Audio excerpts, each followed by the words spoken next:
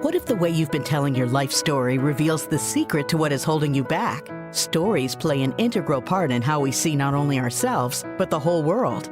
Stories are more than just an important part of communication. They also reveal hidden aspects of our inner talk, which can either support us or end up holding us back from the very things we want most in life, without us even realizing it. Join author, mindset coach, and award-winning singer-songwriter Carrie Rowan on her show, Look for the Good, every Monday at 5 a.m. and 5 p.m. when she shares nuggets of wisdom from her internationally best-selling book, Tell a New Story, 5 Simple Steps to Release Your Negative Stories and Bring Joy to Your Life. Carrie's powerful stories and compelling guests will empower you to change how you look at your own life while giving you some powerful tools and tips you can use every day to help you feel better and move yourself closer to the life you've been longing to live.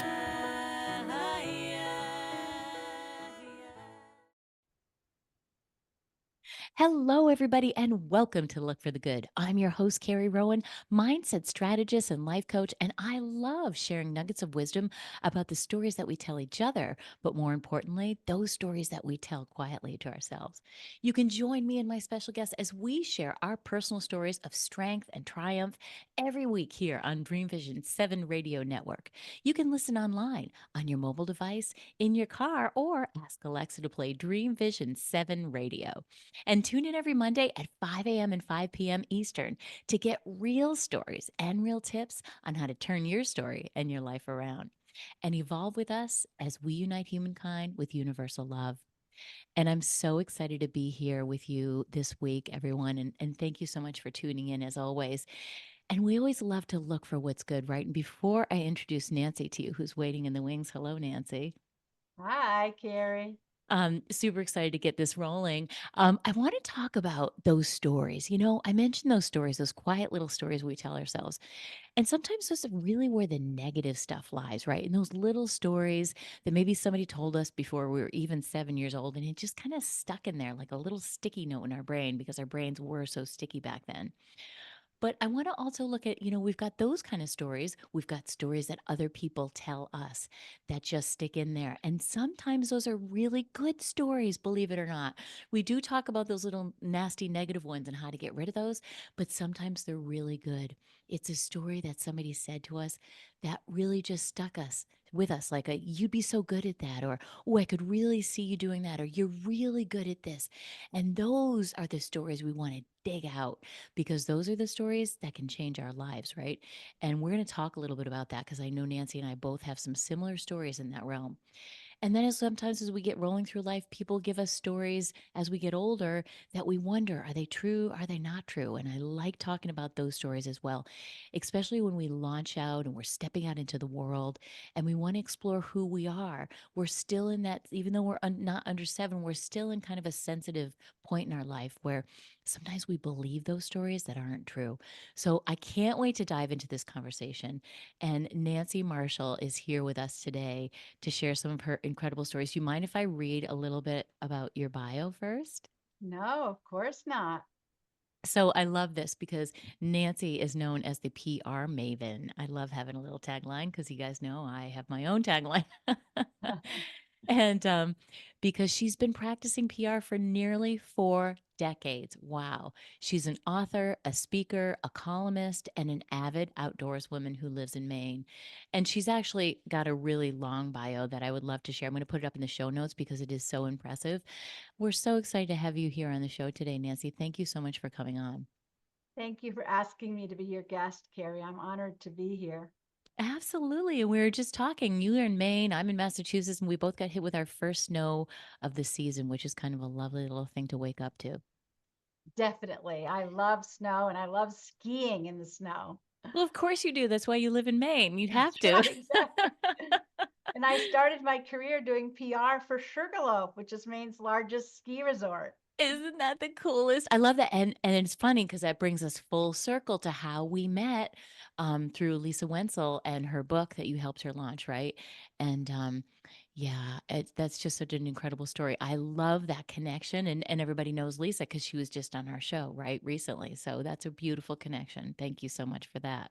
Yes, and both Lisa and her husband Scott worked at Sugarloaf as well. And that's how I know them also. That's so see, the small world, right? Isn't that the way everything gets done through that networking of someone, "Oh, I know this person and I know that person," and then we get connected, and I love that's how you and I got connected, and really, I'm gonna venture to say that that's how your whole business got started with that type of methodology. Absolutely. And, when you talk about these connections, if you're a person who brings joy and positive energy into every relationship, when people refer you to others, they're going to say, "Oh, you've got to meet Carrie. She is such a wonderful person, and you're going to love meeting her."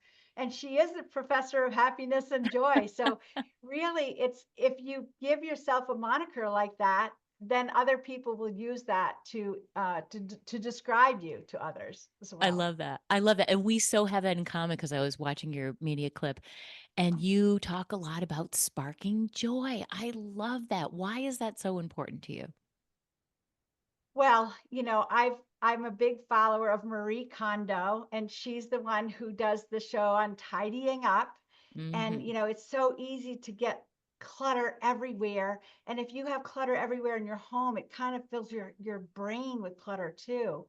And so Marie Kondo encourages you to pick up each thing you have, whether it's a pair of pants or a pen or a file folder, and say, does this spark joy? And Yeah. if it does not spark joy, then you get rid of it. You release it to the universe and you thank it. Thank you, pen, for serving your function, but I'm going to release you to the universe now. I don't need you anymore. I And love I've that. actually been going through a process like that recently with a professional organizer and getting rid of a lot of the clutter in my home. And it feels so good. Oh, I love that. It does. It feels really, really good. And it's like you're sending a message to the universe, right? You're saying, I'm cleaning up my clutter. I'm making room in my mind. I'm making room for the new stuff, the new and beautiful things. You're making room for them in your life, right? So it's very symbolic. Yeah, actually, and then there's like the sense of infinite possibilities in your brain. Like, oh, I'm at a stage in my life now where I can do whatever I want. I raised my kids, they're off on their own, and I can do what I want. And I have a really great business that's operating really well, but as the PR Maven, I do speaking and I do coaching and consulting and workshops, and that's what I really love to do. I love that. I love to do that too. There's nothing like getting on that stage and sharing that energy with other people. It's palpable, right? And like when you're passionate about it, they can really feel that. And I think that delivers such a stronger message when they can pick up on your vibe and you're raising the vibration of the whole room by the message that you're sharing. Right. And getting back to what we were talking about, what in my keynote speech, I talk about how I want to be a person who sparks joy in others' lives. And I have found that since I have that mindset of wanting to be somebody who sparks joy, it really does resonate. And you can see it when people, connect with that positive energy. It brings a joy into their whole facial expression, and you can almost feel it in their heart too. Yes, absolutely. It's that magnetic pull that you can feel when somebody has that. You're like, ooh, I want to get a little bit more of that, you know? And I love that you said mindset because I'm a mindset strategist. I love everything mindset, right? And we know, and as you as an entrepreneur, that mindset is 90% of everything we do, right? Absolutely. It is so important. And I started my business when I was only 31 years old, and it was scary and I didn't know if I was going to be able to make a living, but I knew I had to make a living. I owned a home and I was planning to have children, and so I started this business, kind of with a vision of what I thought my PR agency could be. And now, so many years later, it has become all of that and then some. And I think it's because nothing has stopped me if I've had an idea of what I could do, and my clients love that I bring ideas to them as well. I love that. That's really cool. And let's talk about that story because I sort of laid the framework with what the stories are. Talk about that story because you and I have this in common. Your dad said to you way back when you were little, I love that little story you talk about when you were walking through the grocery store saying hello to everybody and wanted to go to their homes. And so, what did your dad say to you? What was that story, that empowering story that he planted in your head a long time ago about this business? Well, my dad was an electrical engineer for Westinghouse Electric Corporation, and he specialized in sales. And that was kind of like two sides of the brain as a salesman, but also an engineer. But he had a very charismatic personality, and he really made authentic connections with his customers. And he saw my outgoing personality, obviously, as I was growing up. Yeah, and I would go to the grocery store and I'd be introducing myself to everybody. Hi, I'm Nancy. What's your name? Can I see your house? And I'd want people to take me home. And my mother would be like, oh, Nancy, you shouldn't be asking to go home with people.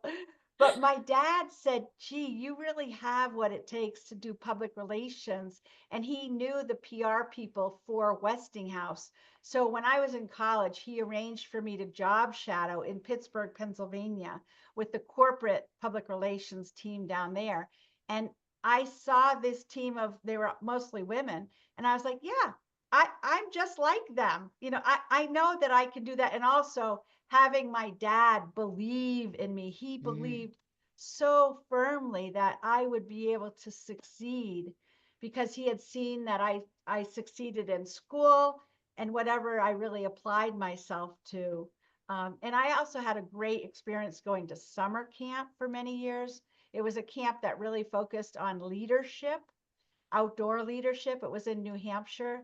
And that played a big role in my life and my education was, you know, I led trips, canoeing trips, hiking trips, sailing trips, and wow. basically anything in the outdoors, I learned how to do it. And then I was able to teach others.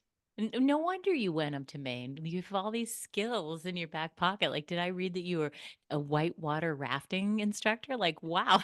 I became, well, and there again, because I was talking with the owners of this rafting company, and Mhm. I said, if you'll hire me to do your PR, I will go through the training to become a registered Maine rafting guide.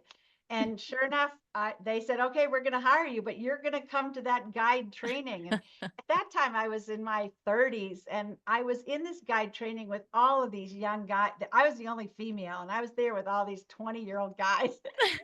But it's funny because I'm a very good swimmer and I'm not afraid of the water. So I had an edge over a lot of these muscular guys who like fell in the water and they sank, but Oh, I'm no. very good at floating. So when I got in the water, I just smiled and floated down the river. They're like, wait, how is she doing that? I was born to float. That is, I love that. That is a great, great story. That is awesome. And again, that story that your dad told you and it's stuck in your head, right? That's one of those good stories. And we all have those. Sometimes we just forget about them and we have to go back and look for them. What were those stories? What did people say that I was good at, right? Because I think Yeah, and that's my really dad's important. gone now. He passed in 2007, and oh, Oh, I wish I hope that maybe up in heaven he knows that my business has been successful, but I'm so grateful.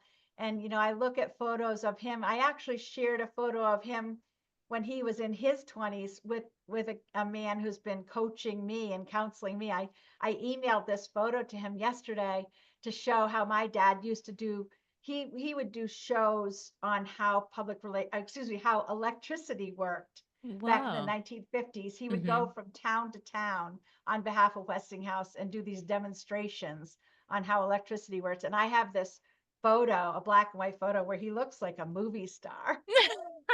I love that. He's on a stage and he's doing this demonstration of what electricity, how it works, so Wow. it's really inspirational. That is so cool. I see where you get what we call chutzpah and your enthusiasm from your dad, right? And that It's whole funny you use personality that thing. word. I do have chutzpah. Yes, definitely. It's like if somebody else can do something, so can I. I might not be the best at whatever, but I always think if other people could do it, I can do it too.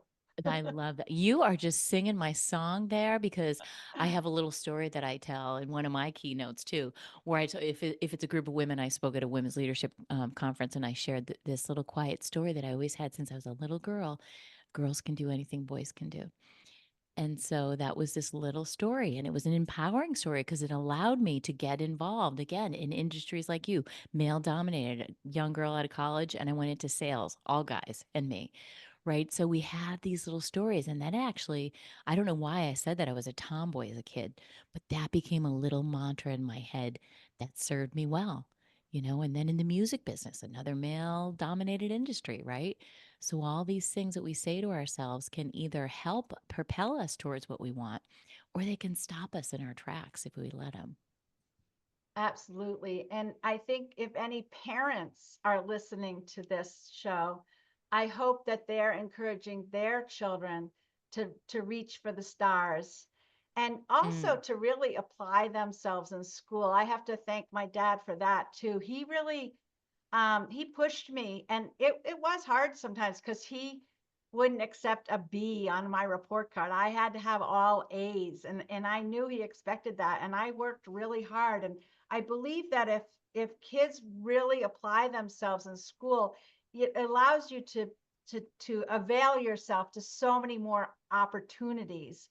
If you mm, have a good education, and if you're also well rounded, and you're a good reader, and you're good at math, and you're good at foreign languages, you know obviously each of us chooses a niche path, but hmm. it really helps, not only just for your career, but also in general, and having conversations with people. If you can talk about literature or travel or sports, it's good to be Yes. well rounded. I love that well-round it's like our dads were friends.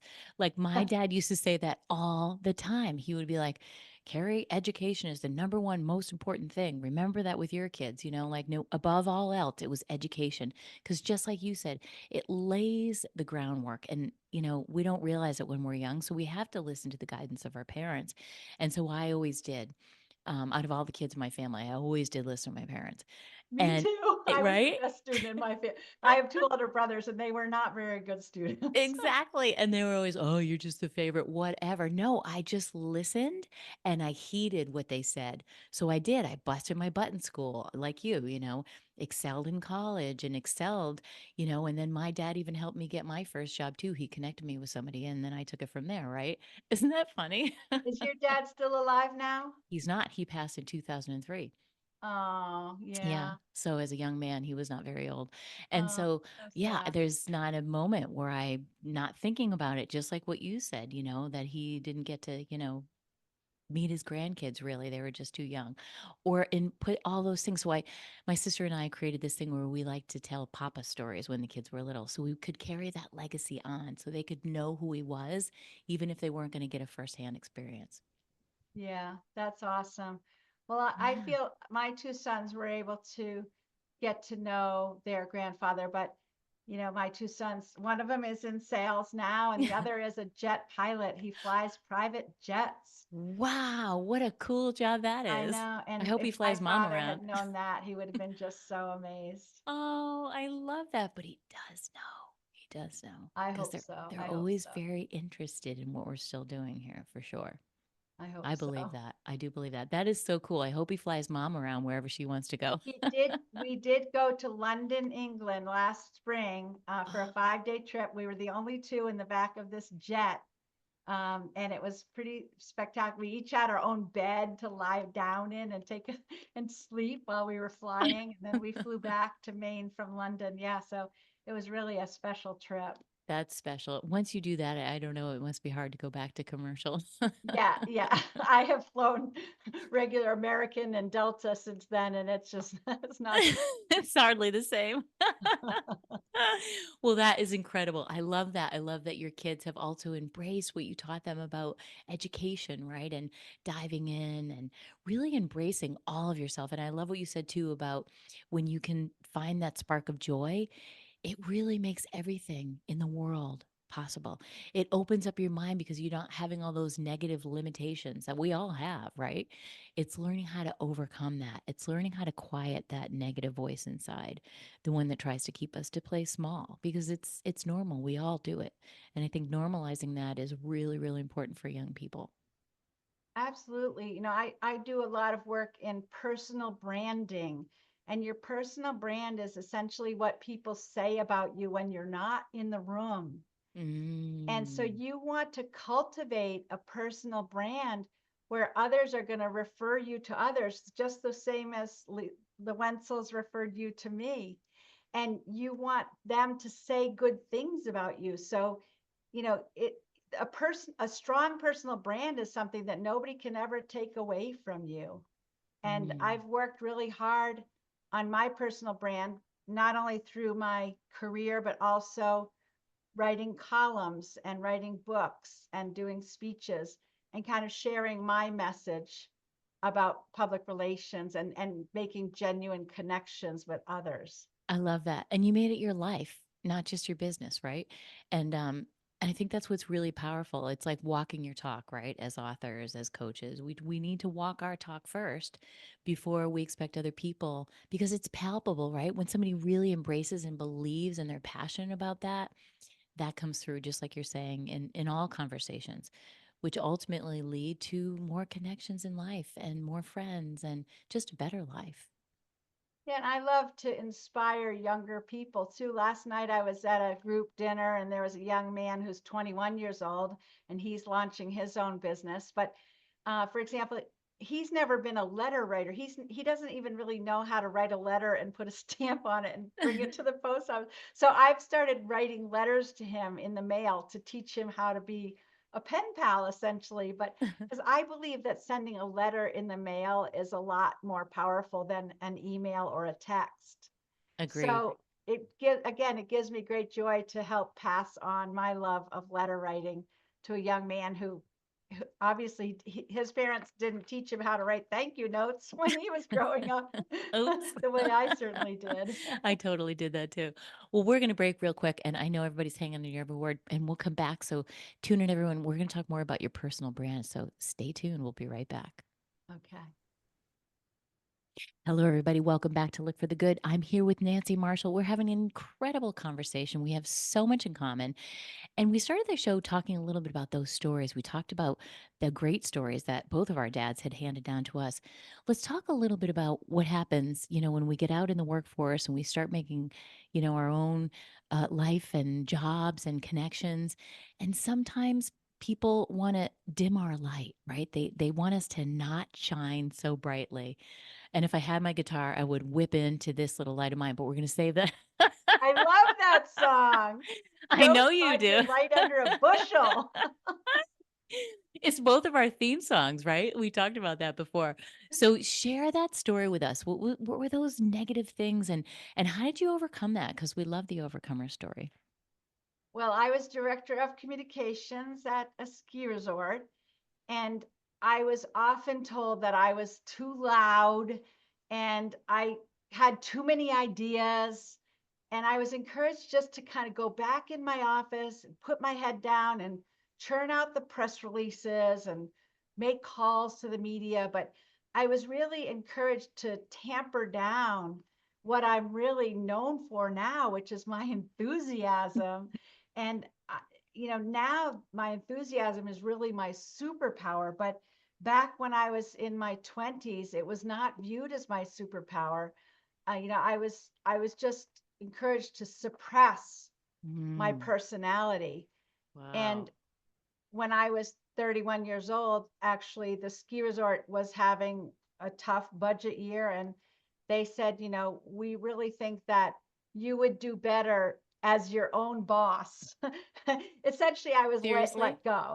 Oh my They God. said, with your personality, you would do better working for yourself.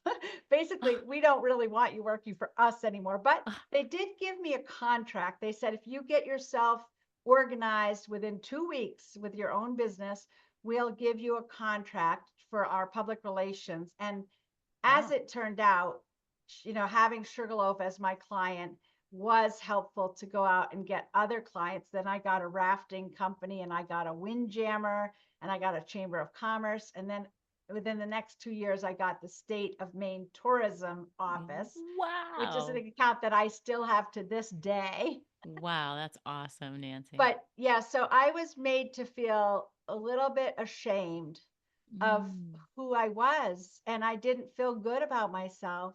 And I was constantly, torn between, do I just let my light shine, or do I just go into my office and put my head down and write those press releases? And, you know, and then every day I had new ideas on things we could do, but eventually I was just like, oh no, I'm not going to share those ideas. But once I had my own business, then those ideas were appreciated by my clients. And to this day, I have clients that just love the ideas and the connections that I'm able to help them make. Isn't that amazing? Like when and a lot of times when somebody pokes at us in a certain spot, it is our superpower. We just don't realize it. And in our hardest story, we find a lot. And that story that we had to overcome more is where our superpower lies. It's in that story, in our strength, in who we really are.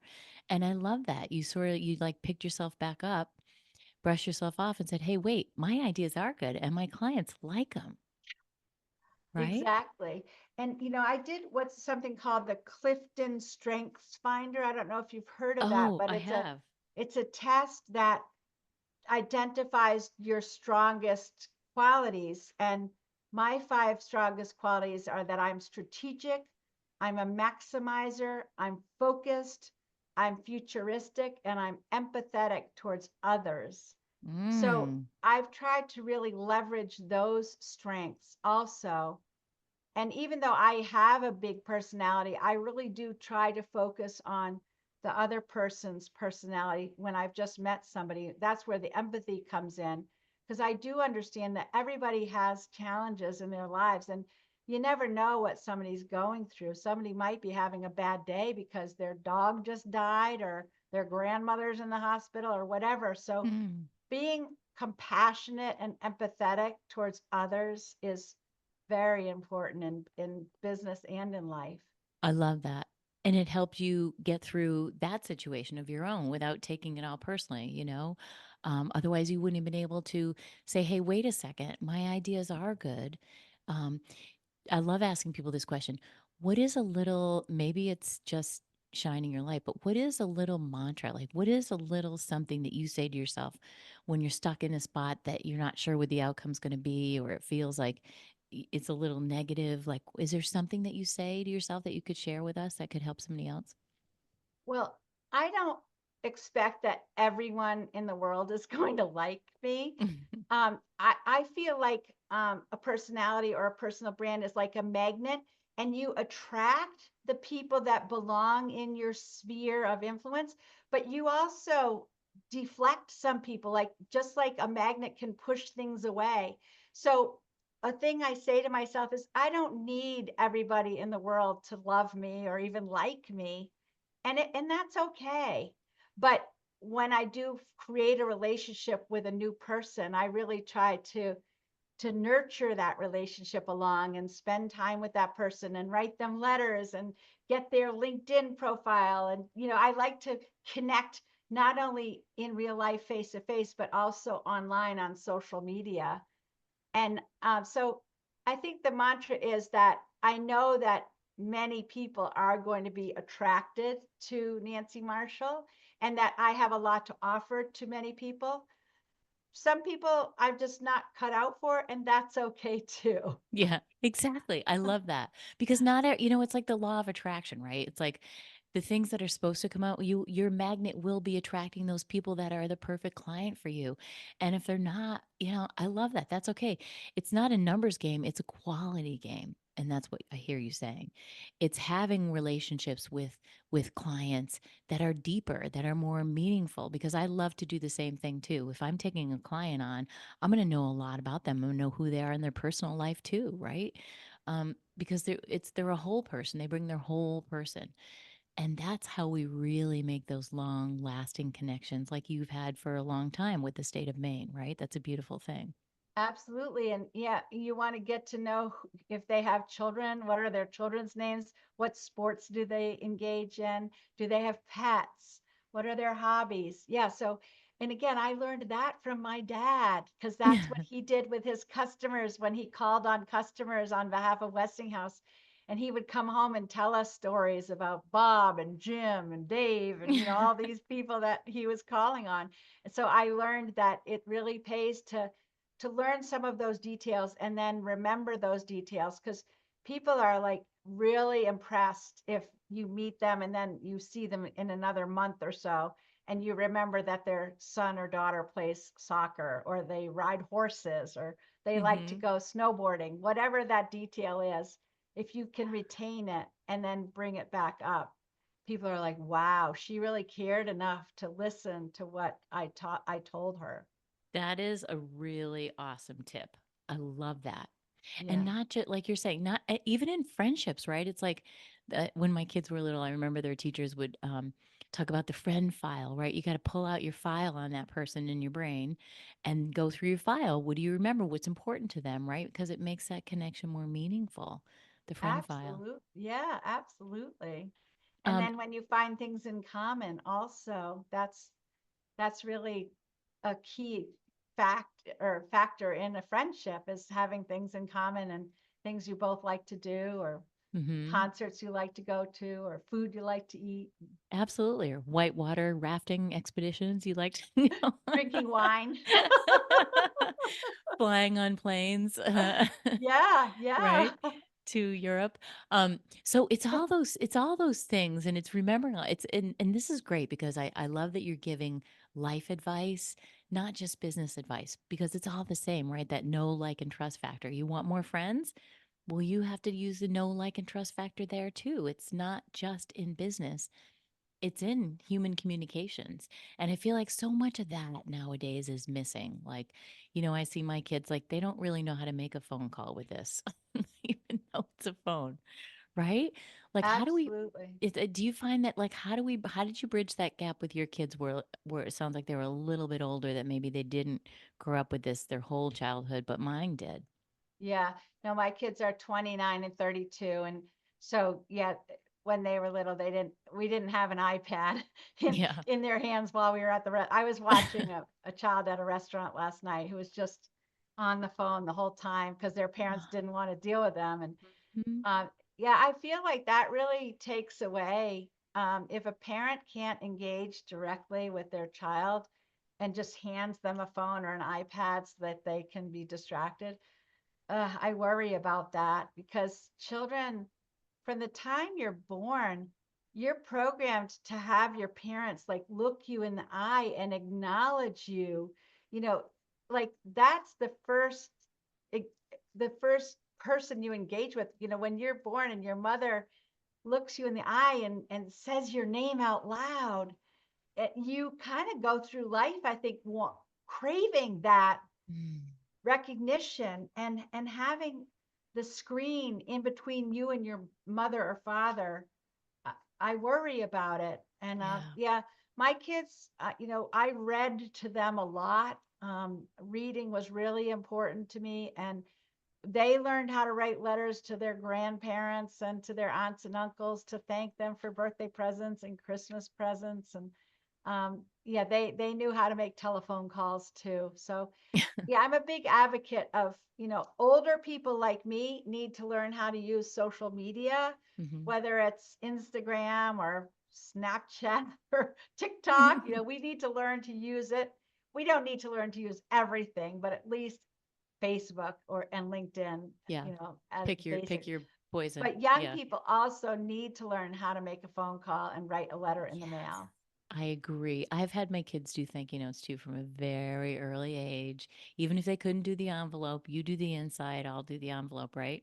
Even to this day, as they're older, it's a really good. I mean, I just remember too in business, I would handwrite a thank you note if somebody signed a deal with me, right? I would handwrite that note, or if I had an interview with somebody, it still goes a long way because nobody else is doing it.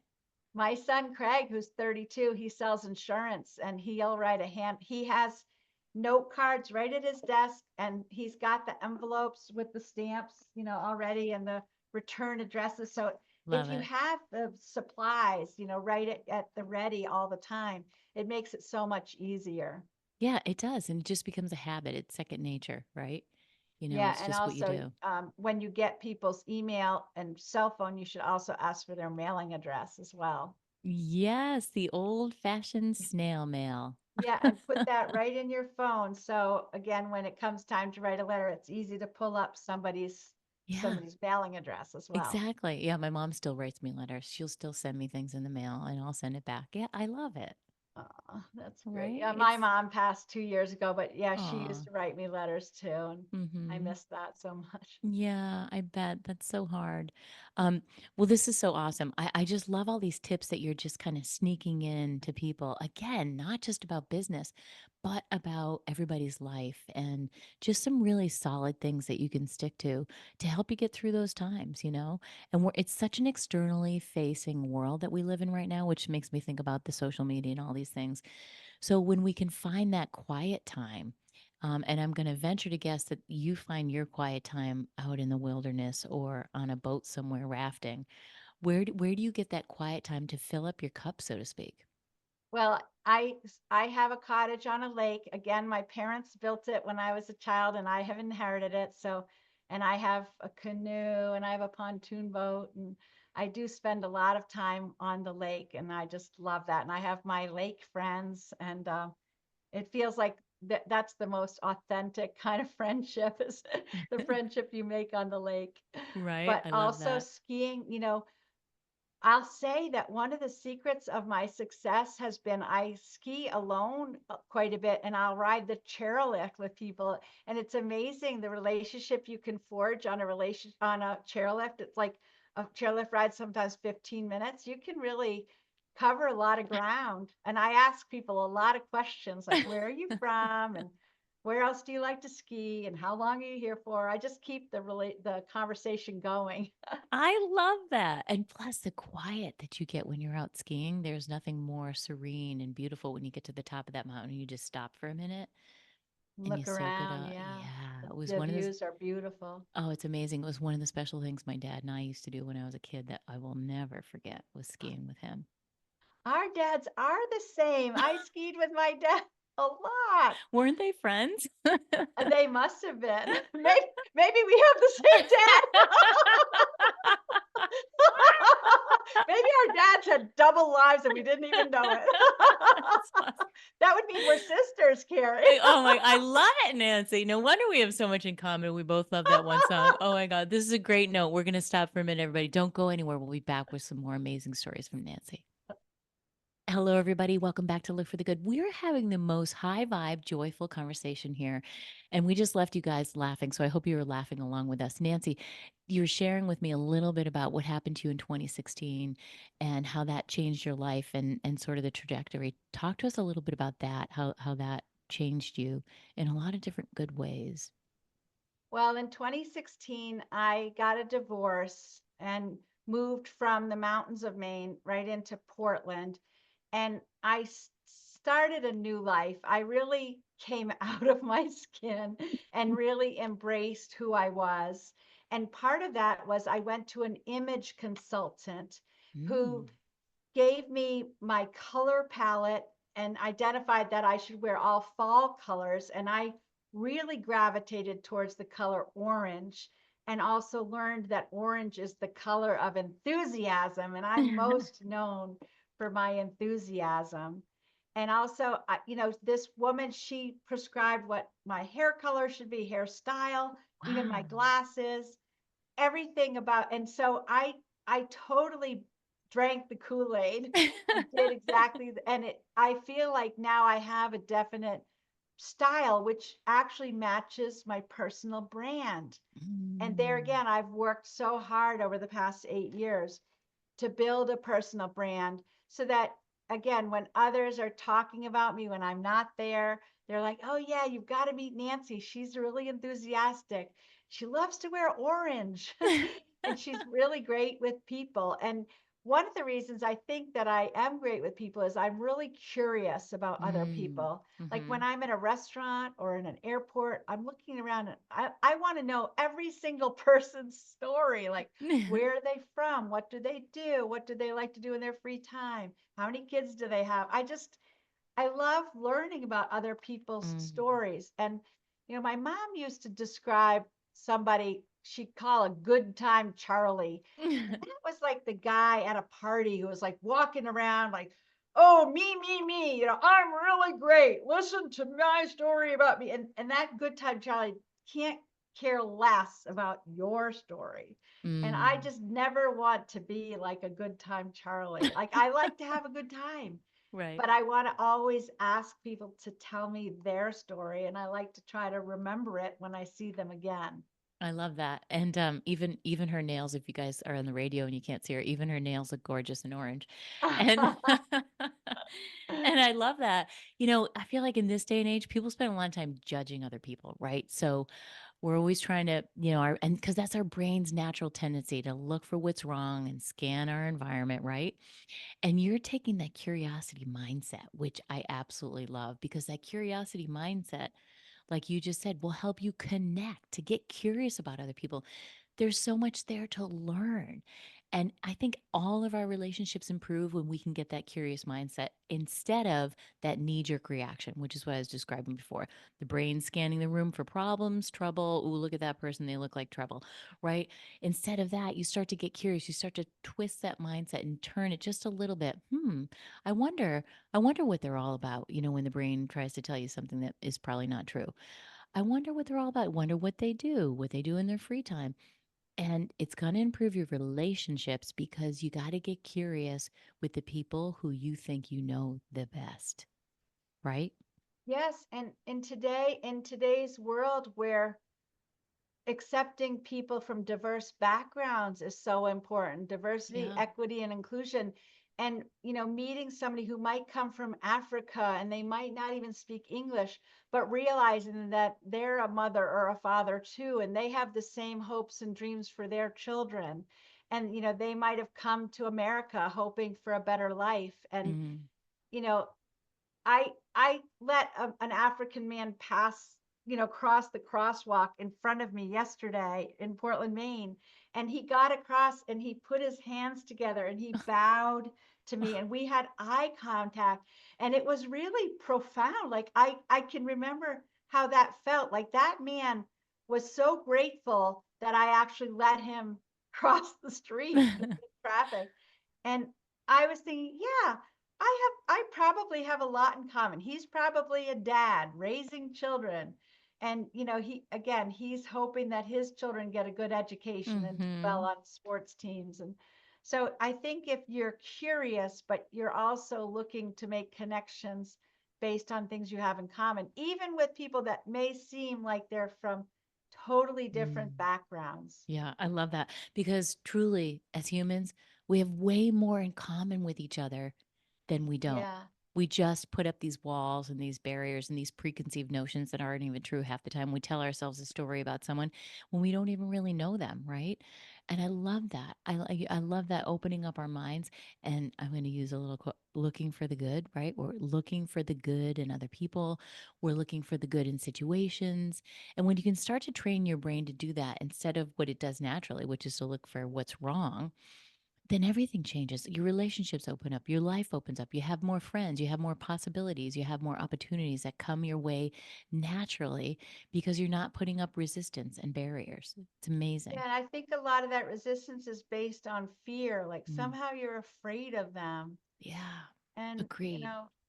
there's really, of course, some people are scary, people who are wielding weapons or, Yeah, who are absolutely. out of their minds. Right. So, do need to sometimes exercise Right. caution. Fear is there for a reason. Absolutely. Right. Yeah, absolutely. But sometimes you got to tell it to be quiet and get in the passenger seat. You're driving. Right. Exactly. That's what I You do got this. most of the time. I got this fear. Have a seat, especially when it comes to things like I feel like imposter syndrome, right? Which comes up when we get into business and when we go to step out. When you went to when you left your job at Sugarloaf and you went to step out onto your own, right? It's like, what am I doing? I can't do this. All those little stories come up in our head, those old stories that just sit there quietly until they're ready to jab us with it, right? And it's getting over that.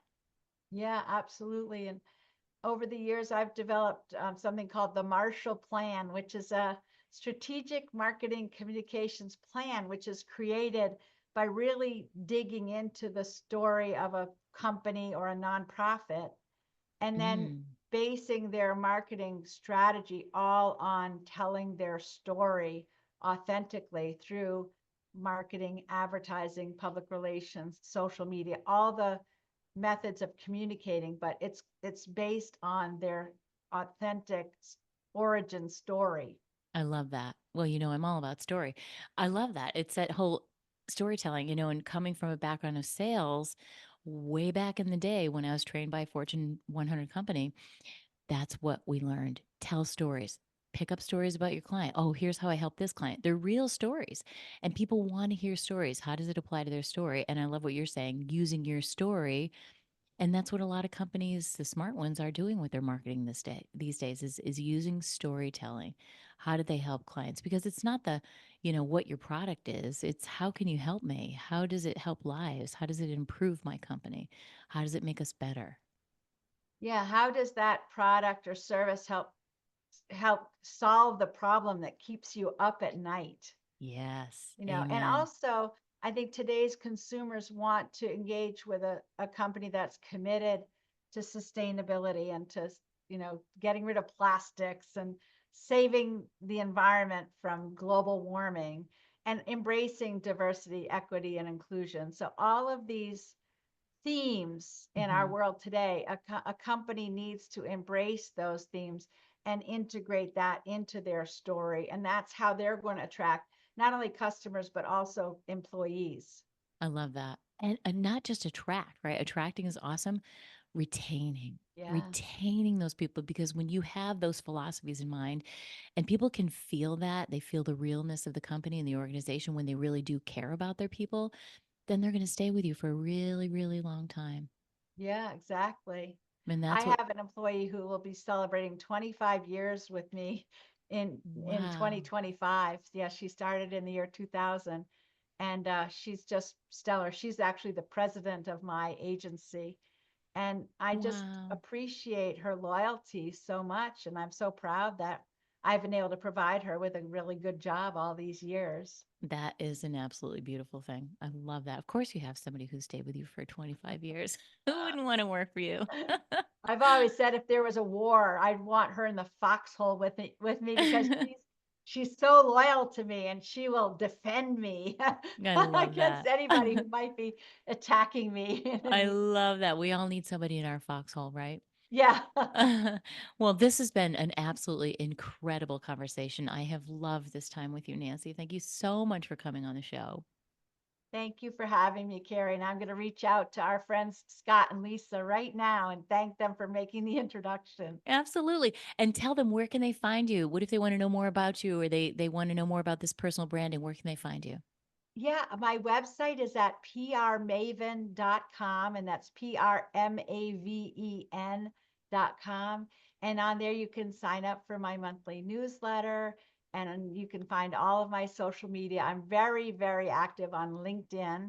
So please connect with me on LinkedIn. I'm there as Nancy Marshall. And Wonderful. I I love welcome that. all new friends. Yes, you do. And don't mind if she asks to come over to your house. Yeah, right. I might ask to come over, but I'll bring the wine. Oh, you can come to my house anytime. Well, thank you so much. This has been awesome. I've loved having you on the show. And remember, everybody, go to my website and sign up for the mailing list. If you want to get the behind the scenes action of what goes on here on Look for the Good, sign up for my mailing list. Go to carrierowan.com and click on the podcast tab and sign up right there. And thank you. Thank you so much for being loyal listeners. You're the reason we keep this show going. So thank you. And remember, it is never too late to live your best story. Be well.